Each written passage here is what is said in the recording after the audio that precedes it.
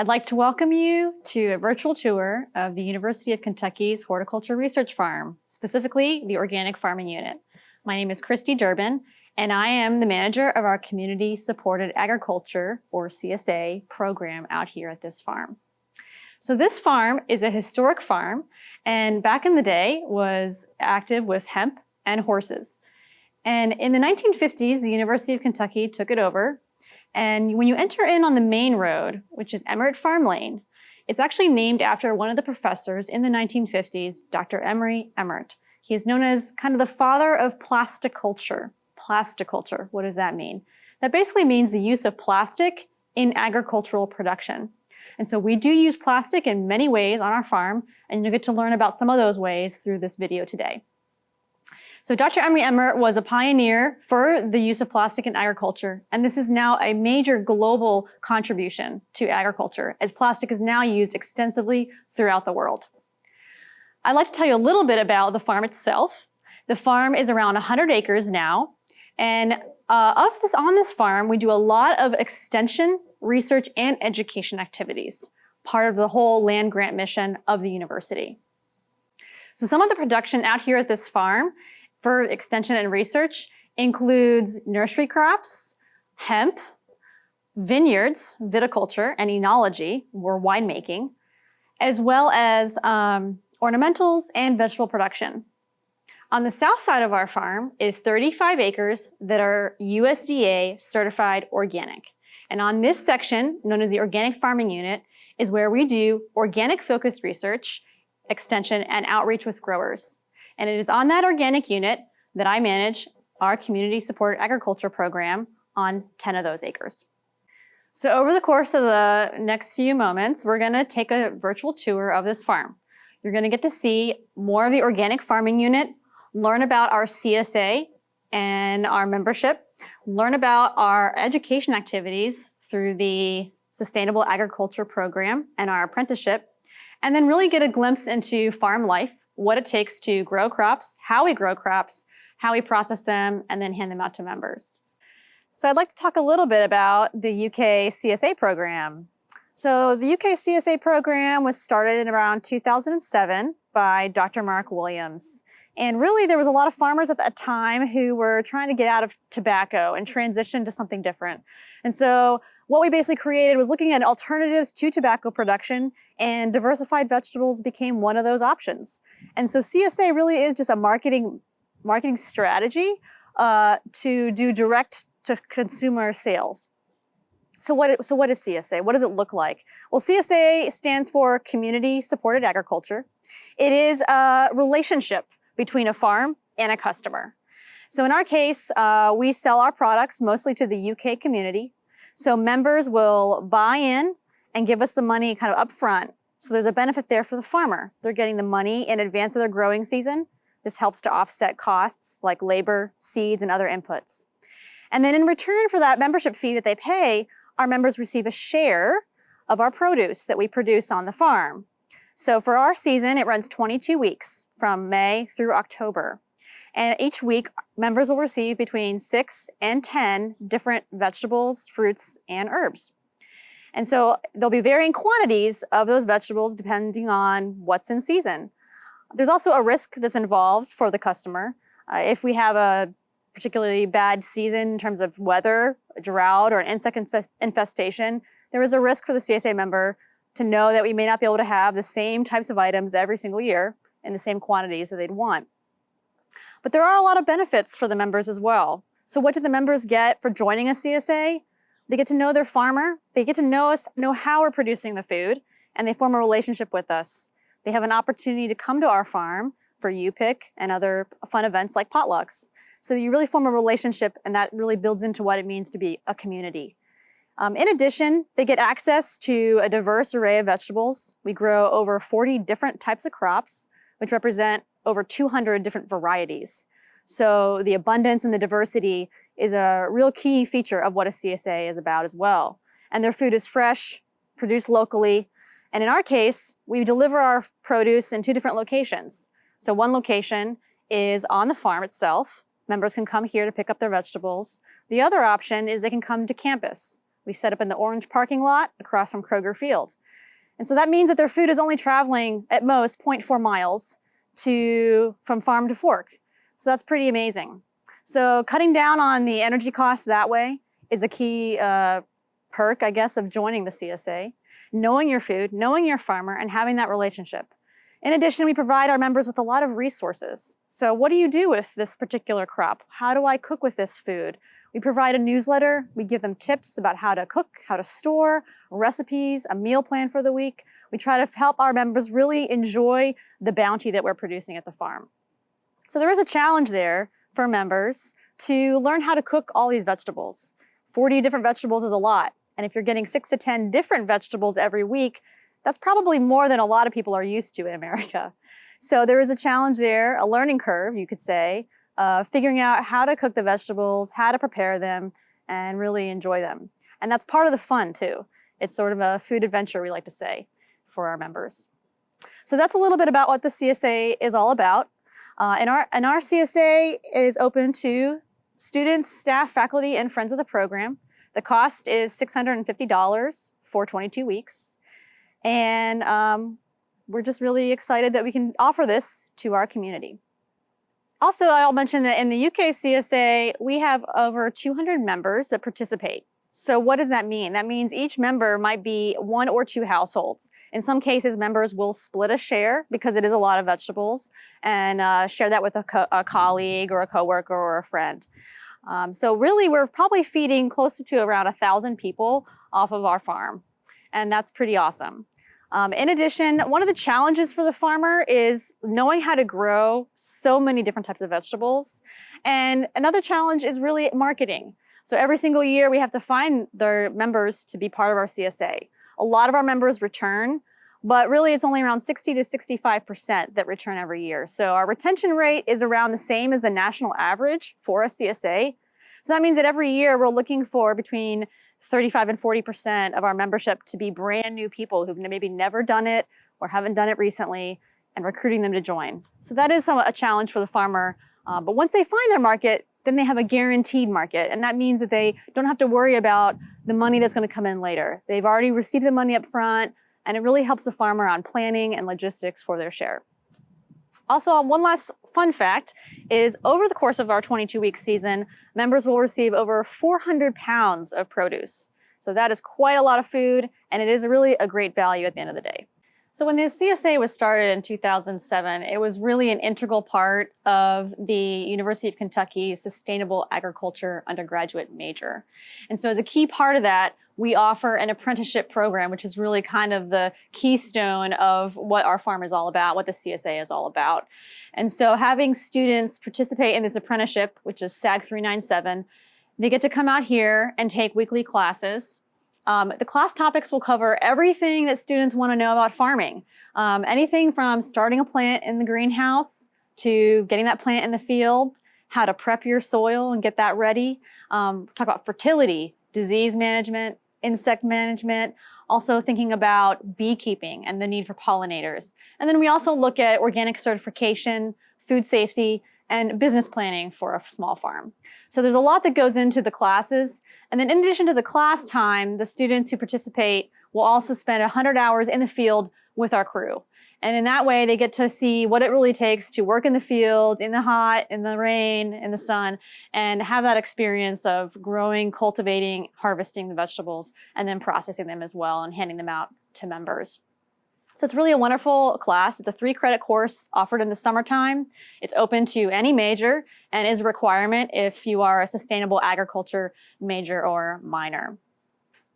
Part of that apprenticeship also involves getting to cook with the food and eat the food that you're growing out here. One of the components of the class is getting to cook a meal using our vegetables for community lunch. And that's always a highlight of a way to get to know how to cook the food that you're growing, and then you can take that information and share it with the members. So our students get to meet our members at the pickup locations, talk to them, and give them exchange the ideas about, hey, this is how we cook this vegetable at lunch today, and share some ideas that way. So it's a really wonderful experience, really community building, and it's a great segue into figuring out what it might look like to be more involved in the local food system. So we're standing in a greenhouse out at our farm. This is a place where a lot of our plants that end up in the field get a head start. So we seed into trays, they start growing, and they'll be in here for anywhere between 3 and maybe 12 weeks. And then once they're big enough and strong enough and have a good enough root system, then we can plant them in the ground. So at UK-CSA, we grow our vegetables on around 10 acres. What you can see behind me and around me represents 6 to 7 of those acres. Each of our fields is laid out in the same way. So they're 50 feet wide by 300 feet long, which is roughly a third of an acre. So this makes it really easy for us to figure out how much we need to grow of something and do our calculations. So behind me, we have one of our fields that's been overwintering, which is our garlic field. So we'll take a look at that garlic field and talk a little bit about our specific production system. So in this field, we've been growing garlic. The garlic is planted in October and overwinters. We won't harvest it until June, and then it'll have to cure in our greenhouse for 3 to 4 weeks. And then our members will start receiving it in July. So it's a very long crop and it's in the ground a long time. So you notice that it's been planted on this black plastic. So why do we use the black plastic? There's a couple reasons. One is it attracts the warmth from the sun, and so it warms up the soil. So that gives us some temperature benefits. In addition, it shades out any weeds that might want to grow there. So the only place you might see weeds is in the holes where the plants are coming out or next to the beds. In addition, it helps conserve moisture. So it prevents evaporation. And one of the ways we also help with the moisture is through our drip irrigation system. So this is a drip irrigation line. It has small slits on the top here of this tube. And so when the water is pumping in from the front here, it goes all the way down this bed and it's under the soil. It's actually buried about 3 to 4 inches under the soil. So why is that important? Well, we're putting the water right in the root zone of the plant. That means that the water is going to uptake most of that. The plant's going to uptake most of that water. In this way, the water conservation is really key and critical here as part of our sustainability efforts. The plant is going to use 95 to 99% of this water, which is way more efficient water use than, say, a sprinkler system or a flood furrow system. So what are the trade-offs of the black plastic? I just talked a little bit about the benefits, but there's also trade-offs. So one of them is it's a petroleum product. Okay, so what does that mean? It means that it is a single-use product and it's going to end up in the landfill at the end of the season. So that's unfortunate. But the benefits it's going to give us so we can reduce the amount of times we have to cultivate this ground with a tractor for weeds is also really substantial. And so the trade-offs for us outweigh the negatives of it being a disposable product. One of the other ways that we're trying to think about soil health on our farm, in addition of minimizing the impact of tractors, is also thinking about adding more green material into the soil. So by adding more organic matter, that organic matter can really help alleviate compaction, increases air and water flow and water penetration through the soil profile. So that's really important for soil health and also for plant health. And so one way is that we're trying to add that organic matter into our system is by growing what we call a living mulch. So this plastic is what we would call a plastic mulch. It's mulching, just like you have mulch at your house. You lay out wood chips, you're trying to shade out weeds. That's what this is doing. It's a plastic mulch. But we're also using a mulch that's living. It's actually an intentional crop that we've planted. In this case, we've planted annual rye and clover.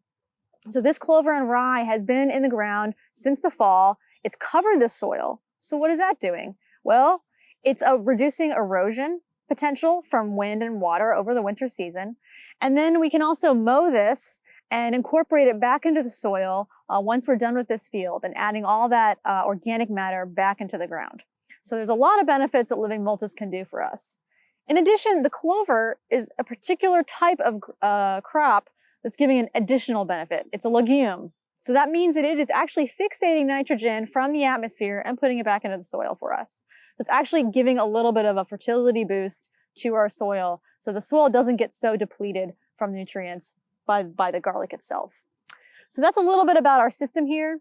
One of our other growing systems is a bare ground system. So we only use plastic when it really matters. So for example, the garlic, it's in the ground a really long time. That's why we would use the plastic, because we don't want to have to cultivate and weed many, many times over the course of the 7 or 8 months that it's in the ground. A bare ground system, however, is great for crops that are a little faster growing, that don't really have to have too much competition with weeds. Things like greens, lettuce, beets, things like that. So 2 different systems out here, depending on the crop, depending on the benefits that we need from the soil warmth perspective or the weed control perspective. So I'm standing right now outside of our packing shed building. So this is where I like to say the magic happens. Basically, we're gonna bring the crops in once we harvest them out of the field to this building. And in this building, we're gonna wash them, we're gonna count them, we're gonna sort them, pack them, and then store them. So there's different ways in which we can wash different crops. Behind me is our bunched washing station that's outside. On this table, we have a hands-free area where we can wash bunched items like bunches of beets, bunches of carrots, green onions, turnips, things like that. And then inside, we'll take a look at some of our other pieces of equipment. The first I'll talk about is our bin washer. Our bin washer is really a wonderful piece of equipment because you can do high pressure sprays to clean and sanitize bins. We also can use it on crops. So we can also use that on crops like beets and turnips and carrots and other things. The second piece of equipment I'll talk about inside the shed is the barrel washer. So the barrel washer, it looks like a barrel and it spins on like a barrel.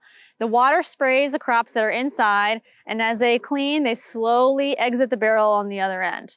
So this piece of equipment is great for root crops, things that don't have greens on them. So loose carrots, loose radishes, loose beets, loose turnips. The brush washer is the next piece of equipment. And this one is great for crops like peppers, eggplant, and squashes.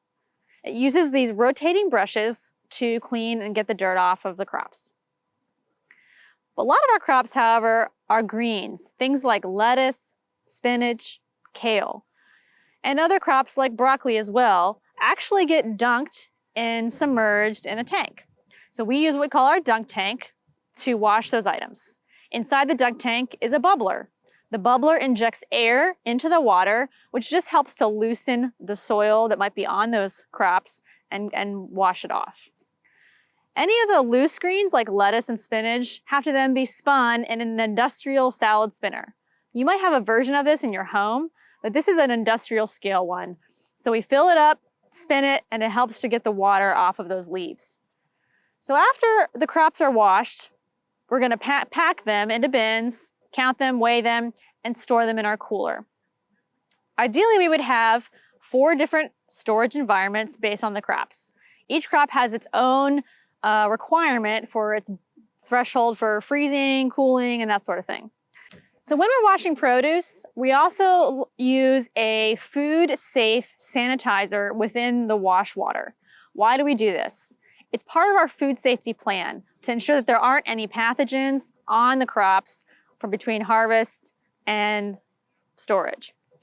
So in our case, we're using a product called Sanidate. And this is an organic approved product that we put in a dilute ratio into the wash water to sanitize all of our produce. In addition to following food safe practices, we have been GAP certified. So GAP, G-A-P, stands for Good Agricultural Practices. And this is basically requirements based on who you're selling your product to. It's frequently dictated by your buyer. So for example, if you're selling your product to a market or a grocery store, they may ask if you are GAP certified. So we were GAP certified from the USDA, and this allowed us to sell products to UK Dining. And so what they do as part of your GAP certification is you have to develop a food safety plan that shows that you are doing everything you can to be food safe, and both from harvest to storage and delivery. It's really a third-party inspection of your system that is unique to food safety. It's kind of similar to the organic inspection. So when we have an organic inspection, we have a third party come to our farm. In this case, it's KDA, the Kentucky Department of Ag, and they come and inspect our farm to make sure that we're following organic practices. So this is an opportunity for them to inspect us and verify that we've been keeping the right records, using the right inputs, and keeping and upholding the organic standards. So this is definitely a unique situation for organic farms. No other farmers really have to undergo any kind of inspection like this unless they want to be certified organic or certified third-party GAP audited. I'm standing in front of a structure that we call a high tunnel. Behind me, this structure is covered in plastic. It's just one of the many uses of plastic in agriculture on our farm. So what is that plastic doing for us? Well, for one, it's trapping warmth. It gathers in the sunlight and holds it inside. So that warms the structure, the interior of the structure up more than what the outside temperature is. So why is this valuable? Well, it offers the farmers an opportunity to have season extension. So that means they can have an earlier season in the spring and they can have a later season into the fall. And this is valuable for the farmer because they can actually get a premium for their product at market by having that crop there before a lot of their other competitors, as well as having crops longer in the fall before winter sets in. So it's offering a good market opportunity for the farmer. And in our system, we use it for season extension, so we can have spring sales at our farm stand, as well as a longer season in the fall. But one of the other benefits of the plastic on this structure is that it excludes rainfall. In Kentucky, we get a lot of rain. And why is rain a problem? Well, for one, rain can spread disease. So if the plants have a disease on them, that rainfall can splash it and move it around. And so we try to minimize that with things like this so that we can actually have less problems in the field. So it's a great opportunity for farmers to get more value out of their crops and to extend their season. So the structure behind me is called a haygrove. So a haygrove is quite similar to a high tunnel, but you'll notice that it doesn't have side walls or end walls. It only has a roof. So there's plastic on the roof that serves a similar function to what a high tunnel does with plastic, primarily excluding rainfall and adding a little bit of extra warmth. So we would use this structure primarily for high-value crops like tomatoes, and behind me we have brambles, also known as a type of fruit. These are both blackberries and raspberries that get grouped together under the term brambles. So we grow these fruits under here because they don't do well when they get really pounded with a lot of rainfall, which we do have a lot of in Kentucky. So the structure we're standing in right now is called a solar greenhouse. So this structure is heated passively by the sun. The sun during the day is heating up this north wall. On one half, we have a wall that is sand, filled with sand. And the other half is actually barrels that are filled with water. So on different sides, you're gonna see different effects. On one side, the sun is gonna heat up that sand, and that sand is gonna radiate the heat back to these crops to buffer low nighttime temperatures. The water barrels do the same thing. That water heats up through the sun and then radiates that heat back into the house during the nighttime.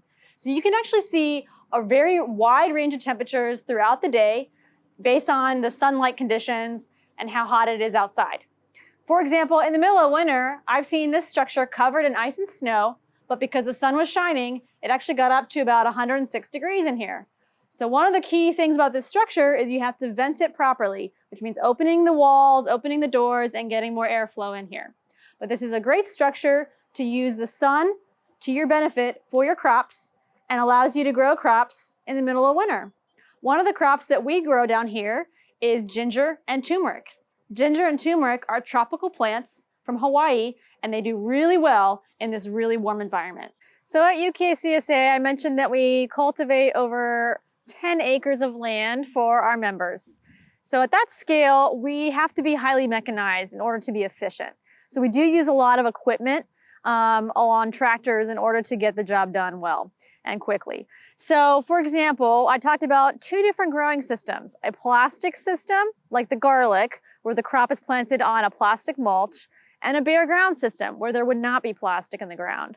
So for each of those systems, we will plant the plants, or what we might call a transplant. A transplant is just a plant that kind of has gotten a head start in the greenhouse. So we'll take that transplant and get it in the ground using a piece of equipment. And this is an example of one of those pieces of equipment. This is our mechanical transplanter. It's used in our bare ground system. So the way it works is you have two folks that ride on the back of this piece of equipment. They have trays that slide in here vertically on these carousels. And then the student or the worker can turn this, pull the little plants out, and stick them in these little chutes that will then drop the plant into the ground. It shoots a little bit of water and fertilizer at the same time. So we're fertilizing, we're watering, and we're planting all in one pass with this piece of equipment. So some of the other pieces of equipment we use on tractors is for cultivation. So what do I mean by cultivation? Cultivation is basically caring for the crop. And in our case, the way we care for it is by eliminating the weeds, the plants that are going to try to compete for the water and the nutrients. So we try to get rid of weeds through cultivation passes. So this is an example of one of those cultivation pieces of equipment. This is called a finger weeder. The reason it's called a finger weeder is because of these flexible finger-like tines right down here. You can see I can bend them. So they flex and this will spin. So as you drive it along, they're going to spin and actually overlap like this and fling weeds out of the way of the plant. But the plant's going to be big enough that it can withstand this sort of intense movement. So this is one of the main pieces of a cultivation equipment we use for weed control, and it's highly effective. So UK-CSA, in our mechanized system, we have to use an implement to prepare the soil, and that's called tillage. So our first pass in our field is primary tillage, and we're going to use this piece of equipment right here. This is called a spader. A spader simply lifts the soil rather than inverting it. It just lifts it up, sets it back down, and kind of messes with the top a little bit to make it a smooth surface. So it's actually way easier on the soil, better for soil health, preserving the soil structure than some other pieces of equipment. After we spade, we have to get ready to plant the actual plants. But before we can do that, we have to use this piece of equipment. This is called a stale seed bed implement. So stale seed bed, let's break that down. Basically, you're gonna have a bed of soil, it's bare ground system, and you're gonna wanna put a plant in there. But before you do, you wanna make sure there aren't a lot of weeds there that are already gonna get a head start on that crop. So by running this piece of equipment through there, it's gonna get rid of all the weeds. It's gonna chop weeds, it's gonna bury weeds, it'll squash weeds, it's gonna try to kill weeds as many ways that it can possibly do. In addition, there's a roller on the back, and what the roller does is it packs down the soil. So what that is doing is giving you a flat, level surface that you can now plant into. So this is the next step after spading to prepare your soil for putting a plant in the ground. So I've talked a lot about various ways we are mechanized at UK-CSA, from preparing our soil to putting a plant in the ground and to weeding and cultivating that crop. So here's another question, a quiz, say. How many of those 40 crops that we grow out here do you think we use a piece of equipment to harvest? So out of 40, how many of those crops might we use a tractor and an implement to harvest? Well, I'll tell you what, it's one, just one. And I'm standing by the piece of equipment that harvests that crop, and that's green beans. So what this piece of equipment does is it picks the beans off the plant, sends them up a conveyor, and then they drop down in the chute right into the bin. And that's it. That's all you gotta do. There's no more harvest that's involved. All the other crops, we might use a piece of equipment to help us harvest, but ultimately the picking, the pulling, the bagging, the bunching, that's gonna happen by us, the labor. So all the other crops relies on a lot of labor to get it done. So when you're talking about a diversified vegetable system, it may not make sense to have a ton of equipment for a ton of different crops. We have to have one piece of equipment for one crop. So can you imagine what it would take to have specialized equipment for 40 crops? It just isn't practical on our scale. So that's why we rely on a lot of labor. And this is really a limiting factor in our production system. So at our farm, we do take sustainability seriously. So what is sustainability? So just to recap, sustainability really is about three things: the planet, people, and profit. So you think about it being economically viable operation, you want to have a CSA that is economically viable. And we have done that analysis on our farm. In fact, this is a document you can now find online. It's the economic analysis of our organic farming unit. If you Google that, UK-CSA economic analysis, you can pull that document up and get information about how our farm is viable and can produce or net over $5,000 per acre. In addition, we think about the planet. So how can we actually reduce our carbon footprint? So part of that is the use of solar panels. So we had a solar panel array installed with a grant from the Sustainability Council, and that solar panel array now powers all of our energy needs on the organic farming unit. Coolers, lights, buildings, you name it, it powers it. In fact, we actually have an excess of energy that's going back into the grid through that solar panel. In addition, we can actually power some of our bicycles. We've had bicycles out here that are solar powered with battery powered. So those battery powered bikes are charged by the solar panel. We also use bikes just to reduce our carbon footprint. Using the trucks and the other vehicles on this farm less means that we're less reliant on the petroleum products. So that's a win for us as well. And so we're really proud that we can continue to use bikes and can try to grow green as much as possible. We've also used the bikes in the field to harvest, bring product in and out, to bring supplies and materials around the farm. So it's just a really fun way for us as staff and students to get around the farm using pedal power.